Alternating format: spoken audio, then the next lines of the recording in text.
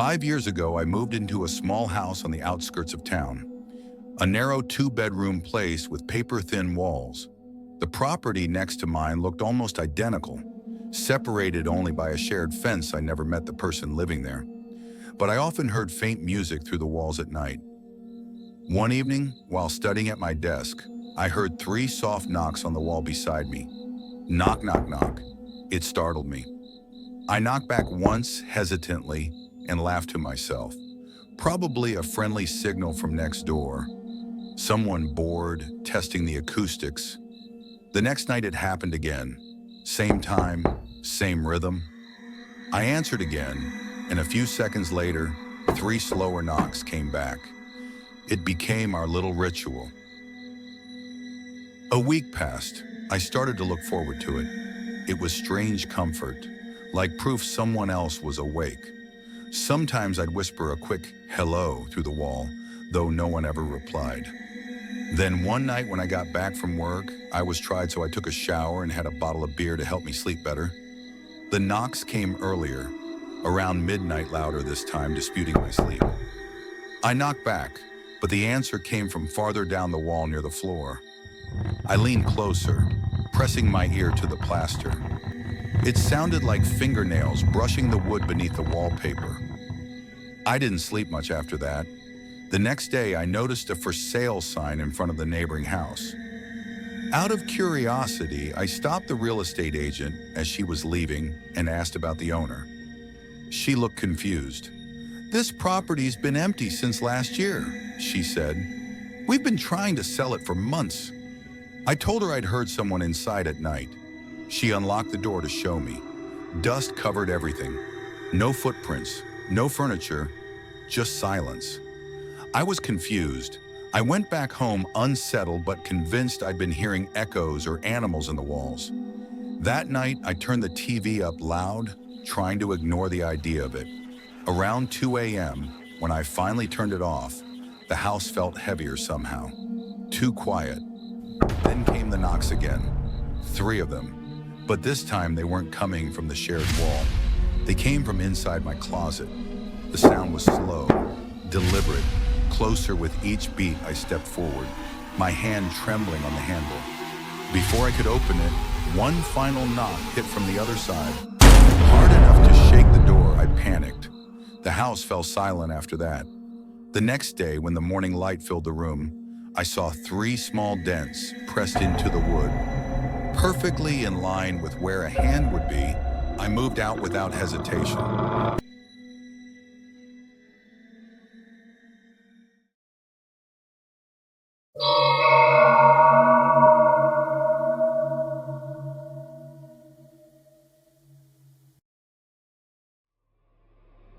I moved into the neighborhood in early spring, a quiet, tree-lined street on the edge of a small town. The houses weren't fancy, but the area felt safe. Families walking dogs, people mowing lawns, kids riding bikes. That kind of place, except for the house across from mine. It was an old, sun-faded blue home with a sagging porch and broken shutters. And on that porch, every single day, without fail, sat the same man.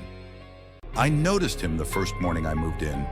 He was sitting in a wooden rocking chair, hands folded, staring straight ahead. Not at me, just straight forward, like he was watching something only he could see. He didn't blink much, didn't move, didn't react when I waved. I figured he was just an odd old man. Every neighborhood has one, but I was wrong. My routine was simple. Wake up, grab coffee, go to work, and every morning when I walked to my car, I glance across the street. Same man, same chair, same posture, same direction. He never left his porch, not to get the mail, not to talk to anyone, not even when it rained. One day it was pouring, thunder shaking the windows, rain hitting sideways. But he sat there, soaked, unmoving, still staring straight forward. That's when I felt it, that first little drop of dread in my stomach. People don't sit outside in storms like that, not normal people. One evening, while taking out my trash, I saw my next-door neighbor, Mrs. Hill, also taking out her trash. I casually said, "What's up with the guy across the street?" Her smile dropped instantly. She didn't even look toward his house. She just said quietly, "Don't interact with him. It's better that way." Then she rushed inside without another word. That should have been enough for me. It wasn't. A few nights later, around 1 a.m., I woke up thirsty. I headed to the kitchen. The window faces the street, and while filling my glass, I glanced outside. The porch light across the street was on, and the man was standing, not sitting, not relaxing, just standing at the edge of the porch, facing my house. His posture stiff, his neck completely straight, like he was trying to listen to something. I froze. My house was pitch black, so I doubt he saw me, but I couldn't stop staring. After about 30 seconds, he slowly, painfully slowly, tilted his head to the left. The motion was unnatural, stiff, like his neck hadn't moved in years. I backed away from the window. I didn't go back to sleep. The next morning, I walked outside to check my mailbox. I stopped dead in my tracks. There were muddy footprints, large ones, leading from the street straight to my front door. They weren't mine. They weren't my neighbors. They weren't from any delivery guy. And they were fresh.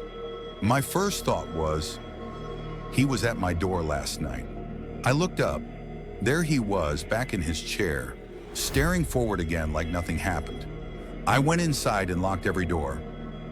2 days later, a man from the local utility company came by to check the gas meter.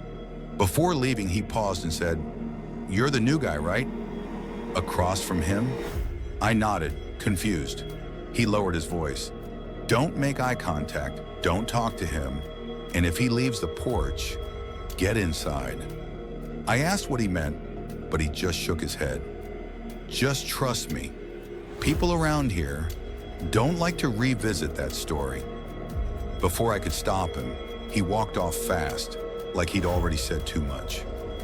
That night around midnight, I heard something outside. A slow, rhythmic creak. Creak like old wood shifting. I looked through the blinds. He was rocking. After weeks of complete stillness, he was rocking in the chair. Not fast, painfully slow. Like he was fighting the chair's joints to move. His eyes weren't looking straight ahead anymore. They were angled directly at my house, at my window, at me. I jumped back and pulled the blinds shut. I didn't look again. The next morning when I went to get in my car, I noticed something on the driver's side door. Scratch marks. 3 long, deep scratches carved into the paint. They were too high for a dog, too straight for an accident, too deliberate to be random. Across the street, the man sat motionless again, as if he hadn't moved all night. But I knew he had. That evening, I saw Mrs. Hill outside watering her plants. Her hands were shaking. I approached her and asked, "What's wrong with him?" She took a long breath, then whispered, "That man isn't supposed to be there. He doesn't live there. Not anymore." My stomach tightened. "What do you mean?" She shook her head. "He died in that house 3 years ago. Heart attack. They found him on the porch, sitting in that same chair. Rigor mortis kept him in that position. And now, he never left." I stared at her in disbelief, but she wasn't joking. She wasn't even looking at me. Her eyes were fixed on the porch. He only gets up when he wants something. 3 nights later, 1:17 a.m. Something woke me, a faint tap, not on the window, not on the door, but somewhere outside. I checked through the blinds. He wasn't in his chair. My skin crawled. I scanned the porch. Empty. Then I looked down. He was standing in the middle of the street, facing my house, facing me, his head tilted again, too far, unnatural. And then, step by step, he started crossing the street, slow, deliberate, like every bone was cracking with each movement. I backed away from the window, heart slamming, breath shaking. The tapping sound started again, but this time, it was on my front door. 3 slow knocks. Knock, knock, knock. I didn't move, didn't breathe. Then a whisper scraping against the wood. "Why did you look at me?" I froze. I stayed frozen until the sun came up. When I finally checked outside, he was back in his chair, still lifeless, staring straight ahead. But on my door, there were 3 deep dents shaped like fingers. I'm packing my things now. The neighbors told me he doesn't bother people who ignore him, who pretend not to see him. But I slipped. I noticed him. I made eye contact. And now, almost every night, I hear those slow, heavy footsteps crossing the street, stopping at my door, waiting. I don't want to find out what happens if I open it. I'm leaving tomorrow morning, and God help the next person who moves in across from him.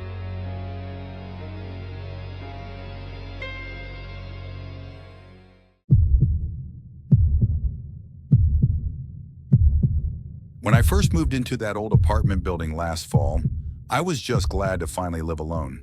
It wasn't fancy, peeling wallpaper, creaky floors, but it was cheap, quiet, and close to work. My window faced the back alley, where hardly anyone passed by, except the occasional stray cat. For the first few weeks, everything was fine, peaceful even. Until one night, around 2 a.m., I woke up to this faint click. It was subtle, like a lamp switch. I glanced outside and across the alley, in the building opposite mine. A light had just flicked on.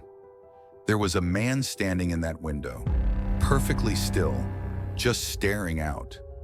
I thought maybe he was smoking or looking at the street, but there was no cigarette, no movement at all. He just stood there, facing the night. It was odd, but I shrugged it off. Cities are full of strange people, right?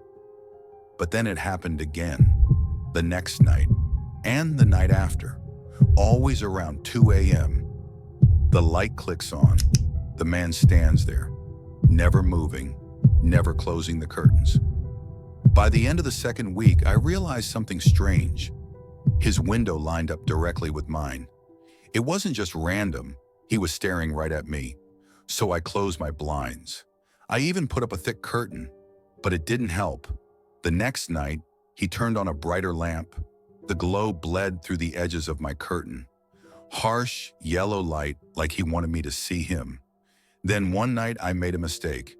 I peeked through a tiny slit in my curtain and froze. He was closer to the glass than usual, almost pressed against it. And when my eyes adjusted, I realized he was smiling, not a friendly smile, a still, frozen one, like a doll's face. My chest went tight. I backed away, heart pounding, and didn't look again. I barely slept that night. The next evening I came home late. I didn't even bother opening the blinds. But around 2 a.m., I heard a faint tapping. At first, I thought it was just my radiator, but then it came again. Steady, deliberate. Tap, tap, tap. It was coming from the window. I turned on my bedside lamp, trembling, and pulled the curtain just enough to peek out. He wasn't there. The window across the alley was dark, but when I looked down, I saw something on my windowsill. A small folded piece of paper. Someone had slid it through the crack between the glass and the frame.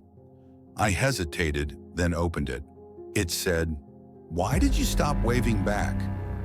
I didn't sleep that night. I didn't sleep the next either. The next morning, I went straight to the building manager. I told him about the man in the opposite window, the lights, the note, everything. He gave me this weird look and said, "Wait, which window?" I pointed out across the alley. He frowned and said, "Nobody's lived in that apartment for months. It's been empty since the last tenant passed away." I went home and checked again that night. The light never came on. The window stayed dark. But sometimes, when I walk past that alley after work, I still feel it. That same heavy feeling, like someone's eyes following me from the shadows.